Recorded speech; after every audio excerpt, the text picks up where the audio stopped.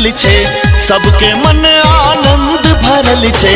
गाम नगर आए खूब सजल छे, सबके मन आनंद भरल छे। महफिल लगा के देखू, डीजे बजा के देखू, गाबै छे सबकी ओ गाना गाना। नबका साल के खुशी मनावे, नाचैया सगरो जमाना। नबका साल के खुशी मनावे, नाचैया सगरो जमाना।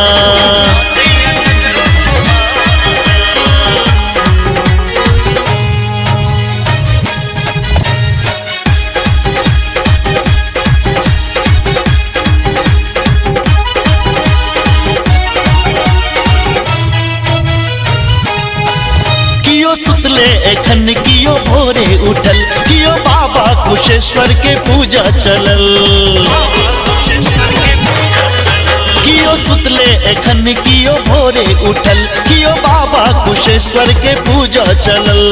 नन्ना फुटका से हो सजल छे, महिला मन में मोद भरल। सब बनबै छे रंग बिरी खाना खाना।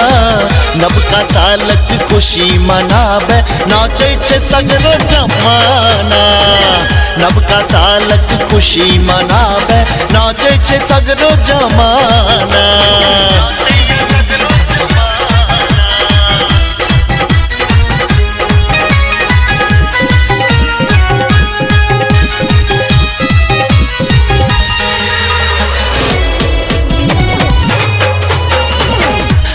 सबके हृदय में छे अजबे उमंग, नया साल के स्वागत में लहरे तरंग।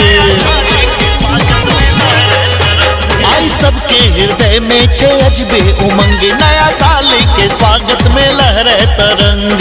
एक दोसर सा हाथ मिलावे, हैप्पी न्यू ईयर मैसेज पठावे। सब बिसरल साल पुराना पुराना। नबका सालक खुशी मनावे, नाचैया सगरो जमाना। नबका साल के खुशी मनावे, नाचैया सगरो जमाना।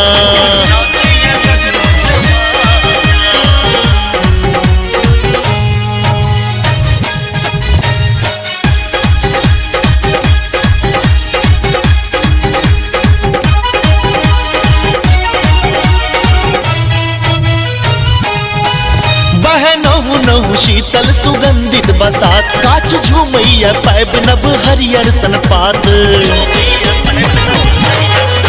बहनहु नहु शीतल सुगंधित बसात, गाछ झूमैया पैब नभ हरियर सनपात। चास बास सब ठा हरियेले, पियरे पियर सरसों फुलेले। राम बाबू गबैया गाना गाना। नबका साल के खुशी मनावे, नाचैया सगरो जमाना। नबका साल के खुशी मनावे, नाचैया सगरो जमाना। Presenting by Shyama music, Benipur, Darbhanga.